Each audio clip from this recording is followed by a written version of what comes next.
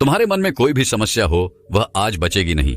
इस कहानी को अंत तक सुनना, आपको अपनी सारी समस्याओं का हल एक ही कहानी में मिल जाएगा। तो चलिए दर्शकों, बौद्ध कहानी की शुरुआत करते हैं। दोस्तों, हम मनुष्यों के जीवन में समस्याएं तो होती ही हैं और उन समस्याओं को लेकर हम अत्यधिक चिंतित रहते हैं, परेशान रहते हैं, उसका हल निकालने का प्रयास करते रहते हैं। उन समस्याओं का समाधान खोजने के लिए हम तरह तरह के व्यक्तियों से सलाह लेते हैं, तरह तरह के उपाय करते हैं, प्रेरक कहानियां और प्रेरक वीडियोस का सहारा भी लेते हैं। और यह सब कर लेने के बाद हमारे मन में आशा की एक किरण जाग उठती है और हमारे मन को यह लगने लगता है कि हाँ, अब हम इस समस्या का समाधान निकाल सकते हैं। लेकिन जैसे ही कुछ समय बीतता है तो उसके बाद हमें फिर से वही निराशा महसूस होने लगती है। हम फिर से हारा हुआ महसूस करने लगते हैं। तब हमें यह प्रतीत होता है कि हमारा कुछ नहीं हो सकता। हम चाहे कितना भी प्रयास कर लें, हम चाहे कितना भी प्रयत्न कर लें, हम इस समस्या का समाधान नहीं कर सकते।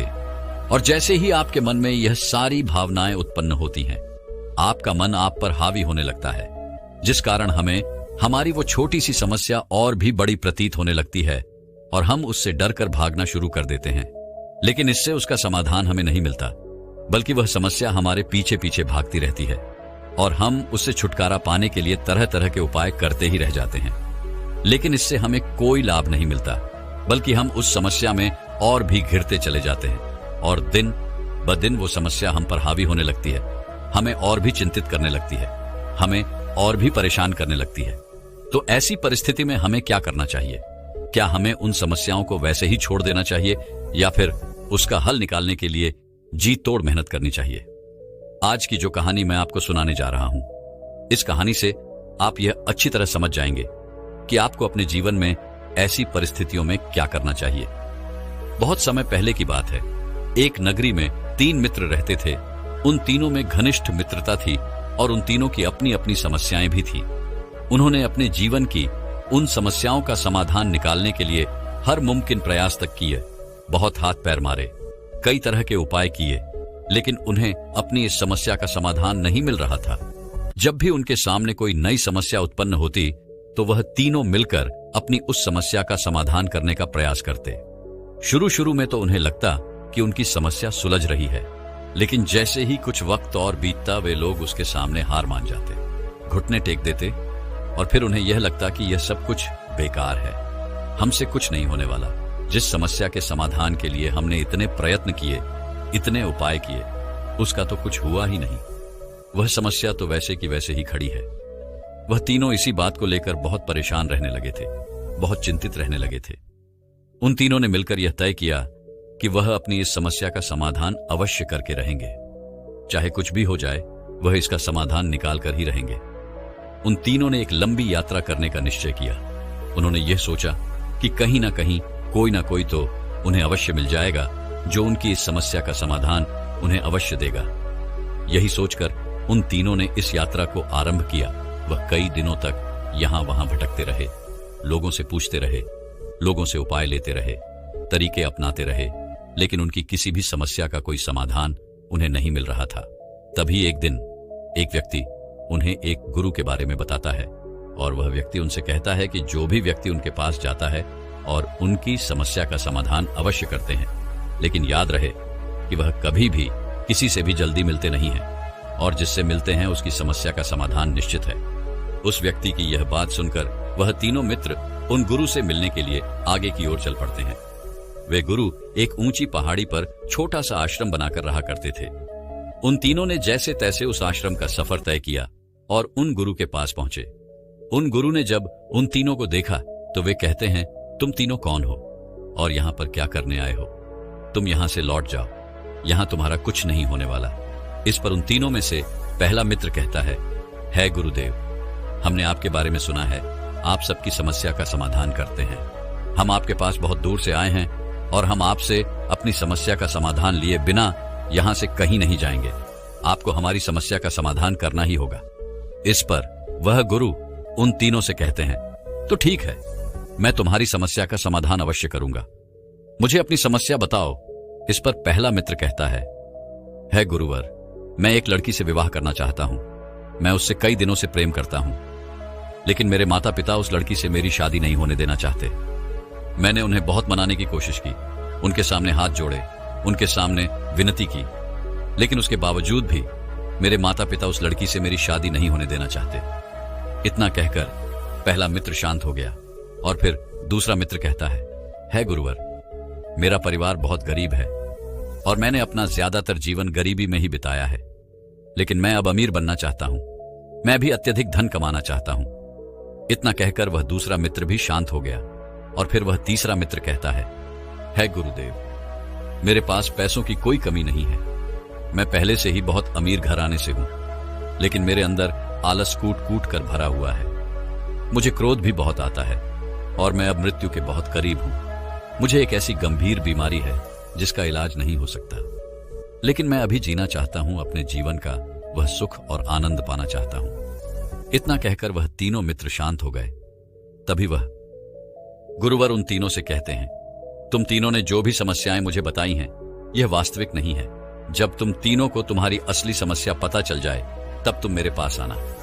मैं तुम्हारी समस्याओं का समाधान अवश्य करूंगा। उन गुरु की यह बात सुनकर वह तीनों सोच में पड़ गए कि आखिर यह समस्या नहीं है तो फिर क्या है। वे यही सोचने लगे कि हम जिन समस्याओं से जूझ रहे हैं, हमने तो वही समस्या इन गुरु को बताई है। फिर आखिर ये गुरु ऐसा क्यों कह रहे हैं कि हमने जो भी समस्याएं इन्हें बताई हैं वो वास्तविक रही हैं, और जब हमें हमारी सही समस्या पता चल जाए तब हम उनके पास जाएं। वे तीनों इन चीजों को लेकर आपस में बातें कर ही रहे थे कि तभी उन तीनों में से एक मित्र को एक युक्ति सूझी।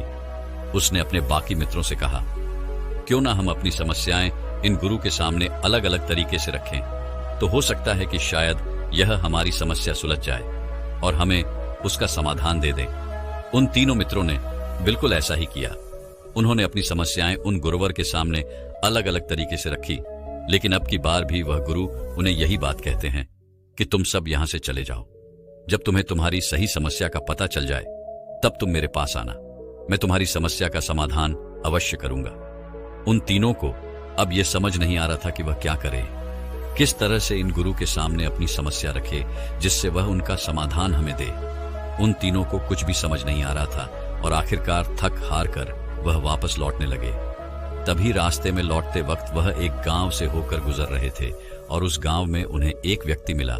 जब उस व्यक्ति ने इन्हें दुखी और निराश देखा तो वह इनके पास गया और इनसे पूछने लगा कि आखिर क्या बात है, तुम तीनों इतना निराश क्यों हो, क्या कोई बात है। इस पर उन तीनों में से पहला मित्र कहता है, हेमंत, हम तो इस पहाड़ी वाले बाबा के पास आए थे। हमने सुना था जो भी इनके पास आता है वो उसकी समस्या का समाधान अवश्य करते हैं।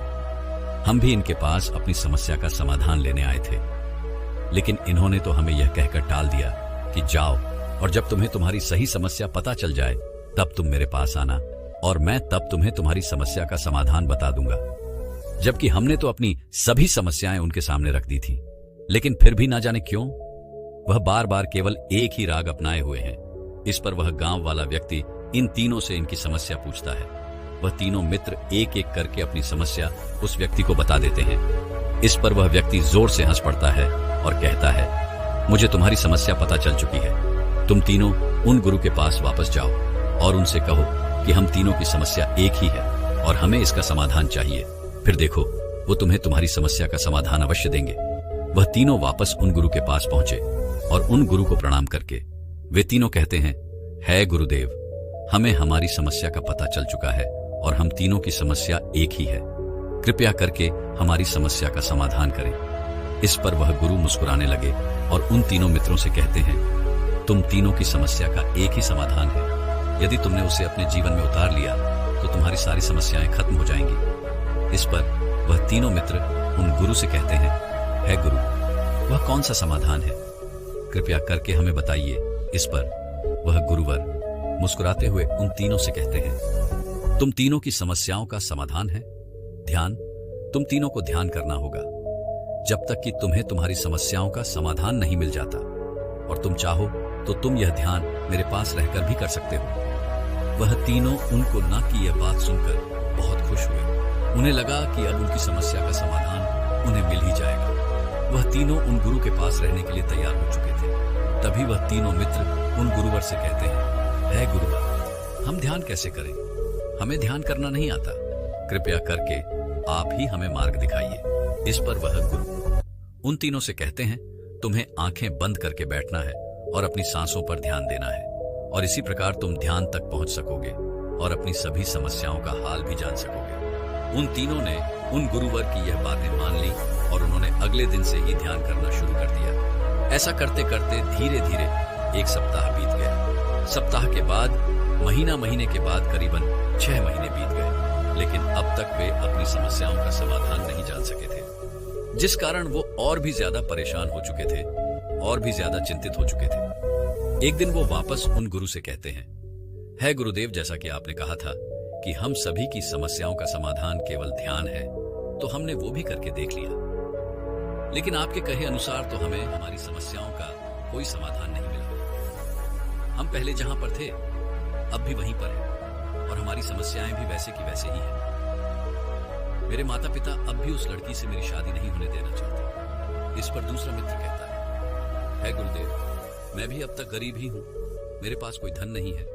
और इस पर तीसरा मित्र भी कहता है गुरुदेव, मेरे अंदर अभी भी आलस्य कूट कूट कर भरा हुआ है।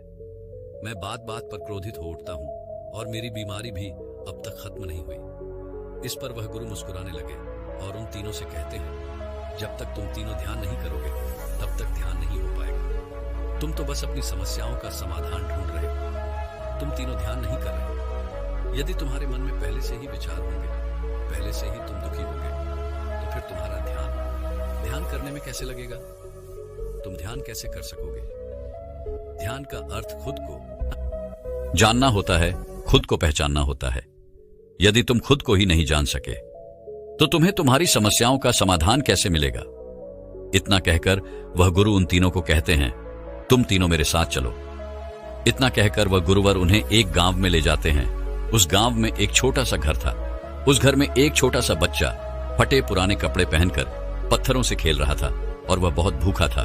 उसका घर टूटा फूटा था। उसकी मां भी अंदर भूखी बैठी थी और उसके पिता बाहर भोजन का इंतजाम करने गए थे, उस परिवार की ओर इशारा करते हुए। वह गुरुवर उन तीनों को कहते हैं, तुम तीनों उस बच्चे को ध्यान से देखो। वह बच्चा कितना भूखा है, फटे पुराने कपड़े पहनकर वह अपने खेल में मस्त है। जितना आनंद तुम्हें अपने धन दौलत में नहीं आ रहा, जितना आनंद तुम्हें अच्छा भोजन पाकर भी नहीं मिल रहा, अच्छे कपड़े पहनकर भी नहीं मिल रहा, सम्मान पाकर भी नहीं मिल रहा, अपने अधिकारों में नहीं मिल रहा, उससे कहीं अधिक आनंद उस बच्चे को उस कंकड़ पत्थर से खेलने में मिल रहा है। उस बच्चे की तरफ ध्यान से देखो। वह बच्चा कितना आनंदित है। उसे जोरों की भूख लगी है, लेकिन इसके बावजूद वह खेल में मस्त है। अब तुम तीनों एक एक करके उसके पास जाओ और उससे उसका वह पत्थर खरीद कर लाओ। उन गुरु की आज्ञा मानते हुए पहला मित्र उस बच्चे के पास गया और उसे कहने लगा, बेटा यह पत्थर मुझे दे दो। मेरे पास बहुत सारा धन है, मैं तुम्हें बहुत सारा धन दूंगा, लेकिन यह पत्थर मुझे दे दो। इस पर वह बच्चा उस पहले मित्रों को जवाब देते हुए कहता है, नहीं नहीं, मैं आपको नहीं दूंगा, यह मेरा है और मैं यह आपको नहीं दे सकता। उस बच्चे की यह बात सुनकर वह पहला मित्र वापस उन गुरु के पास लौट आया। उसके बाद वह दूसरा मित्र उस गरीब बच्चे के पास जाता है और उस गरीब बच्चे से कहता है, बेटा लाओ, यह पत्थर मुझे दे दो, मैं भी तुम्हारे इतना ही गरीब हूं, मेरे घर में भी खाने के लिए कुछ नहीं है। तुम देख सकते हो कि मैं भी एक गरीब परिवार से हूं, इसीलिए यह पत्थर मुझे दे दो। लेकिन अब की बार भी वह बच्चा नहीं मानता है और दूसरा मित्र भी वापस लौट आता है। अब की बार वह तीसरा मित्र उस बच्चे के पास जाता है और उस बच्चे से कहता है, बेटा यह पत्थर मुझे दे दो, मैं तुम्हें ढेर सारा भोजन ला कर दूंगा। यह बात सुनकर वह लड़का सोच में पड़ गया और कुछ देर सोच विचार करने के बाद वह तीसरे मित्र से कहता है, भैया मुझे 5 रोटी दे दीजिए। 2 रोटी मेरी माता खा लेंगी, 2 रोटी मेरे पापा के लिए और 1 रोटी मैं खा लूंगा, जिससे हमारा पेट भर जाएगा और उसके बाद मैं आपको यह पत्थर दे दूंगा। यह सुनकर वह तीसरा मित्र दौड़ा दौड़ा बाजार की ओर गया और वहां से उसने ढेर सारा भोजन लाया और उस बच्चे को थमा दिया। यह देखकर वह बच्चा बहुत प्रसन्न हुआ। उसने खुशी खुशी वह भोजन लिया और अपने हाथ पर वह छुपाए हुए पत्थर उस तीसरे मित्र के हाथ पर रख दिए। पर ऐसा करते हुए उस बच्चे के मन में उन पत्थरों के प्रति अत्यधिक प्रेम था। वह बहुत प्रेम पूर्वक उन पत्थरों को देख रहा था, जैसे उसके हाथों से उसकी पूरी संपत्ति जा रही हो, जैसे उसके हाथों से उसका खजाना जा रहा हो। उस तीसरे मित्र को उस बच्चे के हाथों से वह पत्थर लेते हुए जरा भी अच्छा नहीं लग रहा था। इसलिए उस तीसरे मित्र ने वह पत्थर उस बच्चे को वापस लौटा दिया और भोजन देकर वह वहां से चला गया और उन गुरुवर के पास पहुंचा। उन गुरु से वह कहने लगा, है गुरुदेव, मुझे माफ कीजिए, मैं आपके लिए वह पत्थर नहीं ला सका। इस पर वे गुरुवर उन तीनों से कहते हैं, तुमने देखा एक छोटा सा बालक ऐसे कठिन समय में भी ऐसी चीजों में खुशी ढूंढ ले रहा है जो चीजें तुम्हें बेकार लगती है। वह हर छोटी से छोटी चीज में भी आनंदित है, खुश है, फिर चाहे वह भूखा ही क्यों ना हो, लेकिन उसके पास जो है वह उसमें मस्त है, खुश है। और तुम, जबकि तुम्हारे पास सब कुछ है, उसके बावजूद भी तुम लोग दुखों से मरे जा रहे हो। जो तुम्हारे पास है तुम उसे नहीं देख रहे, बल्कि जो तुम्हारे पास नहीं है तुम उसे देखना चाहते हो, उसे पाना चाहते हो, उसे जानना चाहते हो। यह सुनकर वह तीनों मित्र उन गुरुवर से कहते हैं, है गुरुदेव, आप ही हमें बताइए कि हम भला इस बच्चे की तरह कैसे सुखी रह सकते हैं, हम भला हर परिस्थिति में कैसे खुश रह सकते हैं। इस पर वह गुरुवर उन तीनों से कहते हैं, क्या सच में तुम तीनों अपने जीवन में वह आनंद पाना चाहते हो, वह शांति पाना चाहते हो, तो तुम्हें ध्यान करना होगा, क्योंकि ध्यान ही तुम्हें सत्य की ओर ले जा सकता है और सत्य ही तुम्हें शांति प्रदान करेगा, तुम्हें तुम्हारी सभी समस्याओं का समाधान देगा। उन गुरु की यह बात सुनकर उन तीनों के मन में सत्य प्राप्त करने की इच्छा जाग उठी। उन्हें बस अपने आप को जानना था, अपने आप को पहचानना था। वह यह भूल चुके थे कि वह उन गुरु के पास किस समस्या को लेकर आए थे और वह किसका समाधान चाहते थे, और वह तीनों अपनी अपनी साधना में लग गए। लेकिन साधना के वक्त उनके मन में एक और प्रश्न उठा। उन तीनों में से पहला मित्र कहता है गुरुर, जब हम ध्यान कर रहे थे तो उस वक्त मेरे मन में अनेकों तरह के विचार चल रहे थे। अनेकों तरह के विचार ने मुझे घेर लिया था। मैं जितना गहन ध्यान करने का प्रयास करता हूं, उतना ही ज्यादा विचार मुझे परेशान करने लगते हैं। मैं उतना ही ज्यादा उन विचारों में गिरता चला जाता हूं और मुझे निकलने का कोई रास्ता नजर नहीं आता। इस पर वह गुरुवर उन तीनों से कहते हैं, जब तुम ध्यान करते हो तो तुम्हें मन के रास्ते से ही होकर गुजरना होता है, और जब तुम मन के रास्ते से होकर गुजरोगे, मन के भीतर चलोगे, तो तुम्हें मन तरह तरह के विचार ही दिखाएगा, क्योंकि हमारा मन विचारों से ही तो बना है। और तुम जितना रास्ता तय करते जाओगे, मन तुमको रोकने का उतना ही अथक प्रयास भी करेगा। वह तुम्हें उतने ही अधिक विचारों में घेरता चला जाएगा ताकि तुम ध्यान करना छोड़ दो। और जब तुम ध्यान नहीं करोगी तब तुम्हारे मन में उतने विचार नहीं आएंगे। पर जैसे ही तुम ध्यान के लिए मन के रास्ते उतरते हो, वह तुम्हें तरह तरह के विचार दिखाना शुरू कर देता है। परंतु तुम्हें इन विचारों से डरना नहीं है। तुम्हें तो इन्हीं विचारों को पार करके आगे जाना है, तुम्हें रुकना नहीं है। और तुम्हारे रास्ते में यदि विचार आ रहे हैं और तुम्हारा मन तुम्हें रोकने का प्रयास कर रहा है, तो इसका अर्थ यह है कि तुम सही रास्ते पर हो। बस तुम्हें आगे बढ़ते जाना है और तुम्हें खुद को जानना है, पहचानना है। उन तीनों ने उन गुरुवर की सारी बातें अच्छी तरह समझ ली और वह ध्यान करने लग गए। धीरे धीरे उन्हें महीनों बीत गए और महीनों के बाद साल। लेकिन अब तक वो अपने आप को नहीं जान पाए थे। उन्हें कुछ भी ज्ञान नहीं हो पाया था। वो इस बात को लेकर अत्यधिक चिंतित रहते, परेशान रहते। उन्हें कुछ समझ नहीं आ रहा था कि आखिर वह क्या करें। तभी वह गुरु उन तीनों से कहते हैं, तुम्हारा मन तुम्हारे साथ खेल खेल रहा है। तुम्हारा मन तुम्हें दुखों की ओर खींच रहा है और दुखी मन कभी भी दया नहीं कर सकता। वह तो समस्याओं में ही उलझा रह जाता है। जैसे कि अब तुम्हारी समस्या ये है कि तुम करीबन 1 साल से ध्यान कर रहे हो, लेकिन तुम ध्यान को प्राप्त नहीं कर सके। इतना समय बीत चुका है और तुम अपने आप को अब तक जान नहीं पाए। तभी वह गुरु व उन तीनों को आकाश की ओर इशारा करते हुए कहते हैं, देखो, उस आकाश की ओर देखो। उस आकाश में बादल मंडरा रहे हैं। उन बादलों को अपना दुख समझो, मन की चाल को समझो, जो सूर्य के प्रकाश को तुम तक आने से रोक रहा है। क्या तुम इन बादलों को रोक सकते हो? क्या तुम इन बादलों को हटा सकते हो? क्या तुम इनका कुछ कर सकते हो? इस पर वे तीनों मित्र उन गुरु से कहते हैं, नहीं गुरुवर, हम इस बादल का कुछ नहीं कर सकते। इस पर वह गुरुवर कहते हैं, तुमने ठीक कहा, तो फिर तुम इतना परेशान क्यों हो? तुम्हें तो यह देखना चाहिए कि कितने सुंदर बादल है और कितना सुंदर दृश्य है। तुम्हें तो इसका आनंद लेना चाहिए। दुखी होना छोड़कर तुम्हें इस पल का आनंद उठाना चाहिए। उन गुरुवर की ये सारी बातें उन्हें अच्छी तरह समझ में आ चुकी थी। उन्होंने फिर से ध्यान करना शुरू किया और धीरे धीरे वह ध्यान में उतरते चले गए। उनके मन में शांति होने लगी, उनकी समझ बढ़ने लगी और समझ बढ़ते बढ़ते उनका चीजों को देखने का नजरिया भी पूरी तरह से बदल चुका था। उनमें सत्य देखने की दृष्टि उत्पन्न हो चुकी थी। अब वह जब भी ध्यान करने बैठते तो बहुत तेजी से ध्यान में उतर जाते, और उन्होंने अब इसका इतना प्रयास कर लिया था कि अब सत्य को प्राप्त भी कर चुके थे। तभी एक दिन वह गुरुवर उन तीनों के पास आए और उनसे कहने लगे, बताओ अब तुम्हारे जीवन में क्या समस्या है? तुम्हारी समस्या का समाधान अभी देता हूं। इस पर पहला मित्र कहता है गुरुदेव, जिसे मैं प्रेम समझ रहा था वह तो वासना थी, लगाव था, आदत थी जिसमें मैं सुख ढूंढ रहा था, वह तो खुद एक दुख का सागर था। तभी अगला मित्र कहता है गुरुदेव, जिसके पास जीवन है, जो स्वस्थ है, जो अनुभव कर सकता है, सोच समझ के साथ जी सकता है, वह अमीर है और बाकी सब गरीब है। जो जितना ज्यादा धनी है वह अमीर है, ऐसा उनका भ्रम है। वास्तविक तौर पर तो वह उतना ही ज्यादा दुखी है, परेशानियों से घिरा हुआ है और उतना ही गरीब है। आगे वह तीसरा मित्र कहता है गुरुदेव, जीवन के पहले और जीवन के बाद गहरी नींद है, पर जो इस समय पर भी आलस्य में डूबा रहता है वह कर्महीन है। ऐसे व्यक्ति अपने लिए नरक का निर्माण करते हैं। जो जाग रहा है, जो जागरूक है, उसे इस जीवन का आनंद मिलता है, और जो सो रहा है उसे केवल दुख।